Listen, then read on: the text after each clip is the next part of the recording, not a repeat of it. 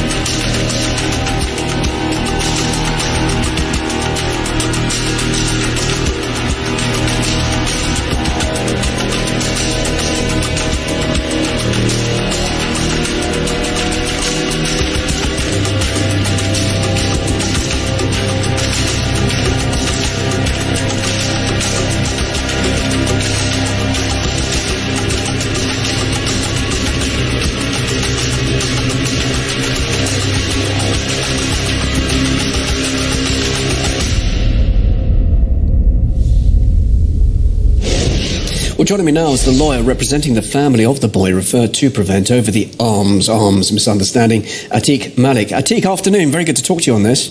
Afternoon. Thank you for having me. So legal action has been taken. Give us an idea then the impact this has had on the boy and his family. How are they feeling?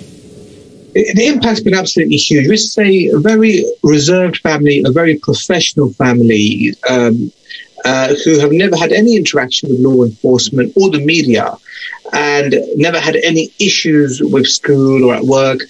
Just to put into context, the child is a very intelligent child, due to go to grammar school next year, actively involved with his parents in a number of different charity initiatives. And so to him, to have lots of money, to use it, to give it to the oppressed in charitable terms, would be the only way to live life and to do good. And to say something so wonderful and then to have it misinterpreted has raised serious concerns. So just to say that misinterpretation, perhaps an innocent mistake made by the school, because arms to the oppressed, ALMS to the oppressed, is an odd turn of phrase, is it not, for an 11-year-old to have in his vocabulary? Yes, I mean, that's a one way to look at it. But however, surely if you heard that, the next question would be, well, what do you mean by that? And that one question would have resolved everything. But rather what we see is a knee-jerk reaction to, oh my God, what have I just heard? And let me report that straight away, which triggers a whole series of events, including, of course, the information related to a child being saved on some secret database somewhere, which is what the parents are extremely concerned about. Ultimately... Yes, just tell us about that, because will therefore a record remain on the child over this? Well, currently there is a record. Whether it will remain, we will find out now from our legal action. So if they delete that data and we have confirmation that it has been erased and an apology is given, then there's no further legal action. So this will be what the case turns on now going forward. And in terms of this whole situation, the family's position, our position, is that quite simply this is a prime example of why the Prevent program simply does not work and needs to be scrapped. We don't lay the blame at the teacher, really. Ultimately, what it comes down to is the Prevent duty, which teachers have to abide by. You know, we are in a current climate where teachers barely have the resources to do their job of teaching.